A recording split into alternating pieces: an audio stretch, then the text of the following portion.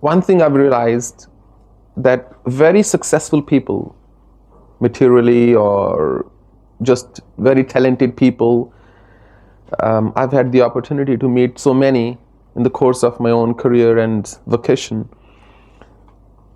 They may be firm and they may be very disciplined, because of which they sometimes also come across as arrogant.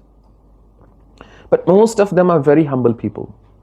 It's so easy to talk to the CEO of a company than to talk to, let's say, somebody really down here.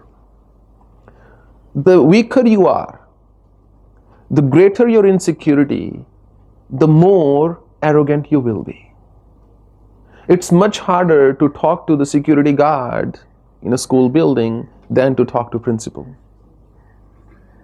They will just be the gatekeepers, and like a lizard on a roof, they think we are taking care of everything, right?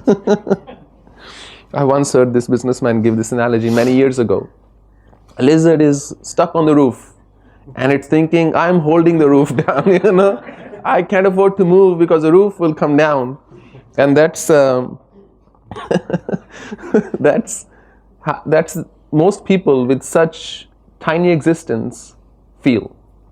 The stronger you are, the more humble you become naturally, the more expansive your periphery. Think of a tree laden with fruits. The trunk has to be very strong for it to bear the weight of the fruits. The more fruits it has, the more, stooping it would be somewhat.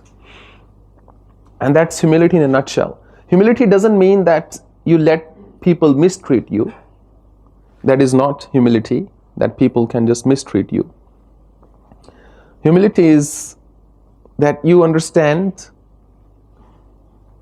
where to draw the line, that you protect yourself, but you don't treat the other person as if they owe you something. There is a major grief in our world because most people think the world owes them something.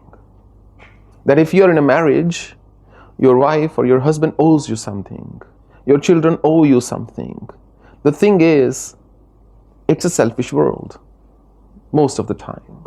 Nobody owes you anything and they won't admit it anyway. So whatever it is that you want, you have to earn it. So whatever it is that you want, you have to earn it. And you have to earn it every day. That's the unfortunate thing. That's the hard thing. If you want to survive, you can't say, I've eaten now for the next 10, 15, 20 days, and now I won't need to eat. You have to eat every day because it's your body's need. Similarly, the needs of the mind need to be fulfilled on a daily basis.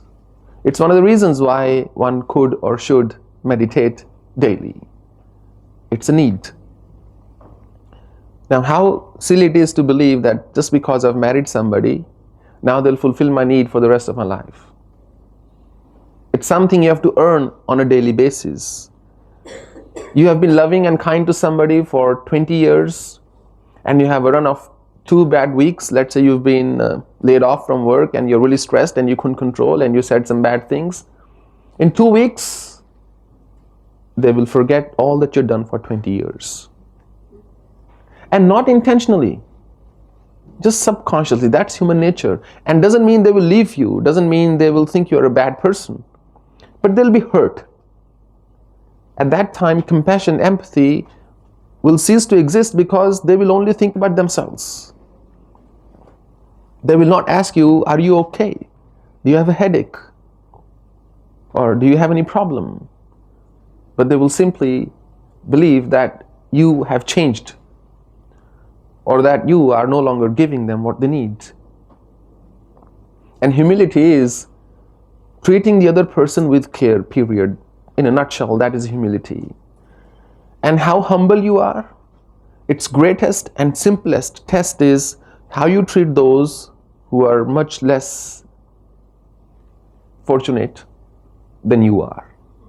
When you treat somebody with respect, someone higher up or someone at your same level, that's really not humility. That will come to you naturally. But when you treat those with respect who you have no connection with, from whom you don't even want anything, how you talk to somebody who's serving you, a worker, the housekeeper, that's humility. As a matter of principle, as much as I can remember, I try to leave something for the housekeeping always in my room the day I check out. And I make sure when I check out, I clean my washroom completely. It's my way of expressing my gratitude to them, and it's my way of exercising a little bit of humility. That I know they're not cleaning my washrooms, they're not maintaining my room by choice. It's not a job they absolutely love to do.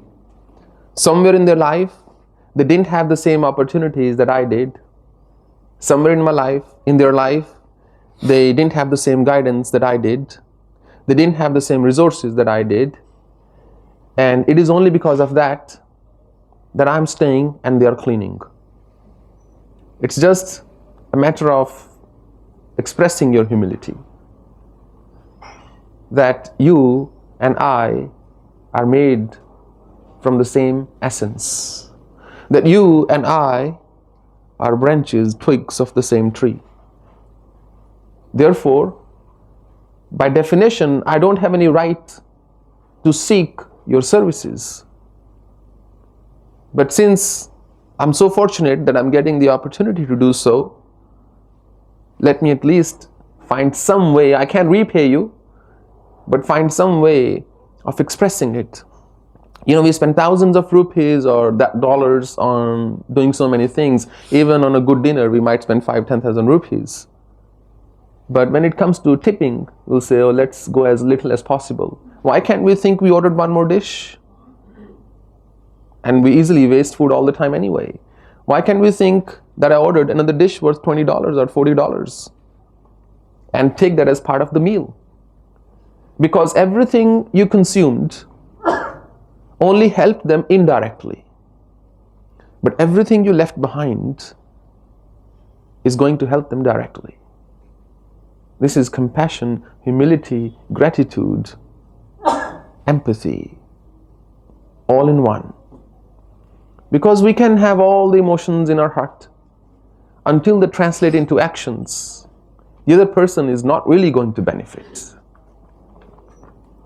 From only from our conduct alone can they truly know where we stand. And can you truly know where you stand? Only from your behavior. I may think of all the wonderful things, but when I step out and I start yelling at somebody, salt is less, or this is not good, or food's uncooked or underdone, or all those things that we say, then where is our divinity? What are we here for? I used to have a driver when I used to run a business in India. I never called him tum or tu. In Hindi you can call tu, tum or aap. Aap is with great respect. I always addressed him with aap.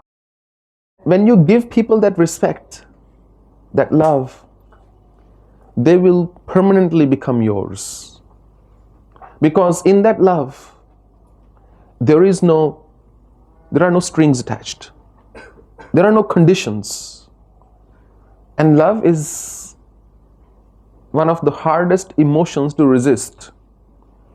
No matter who you are, if you keep getting love, one day you will melt. Simple as that. And if you keep giving, the other person will come around.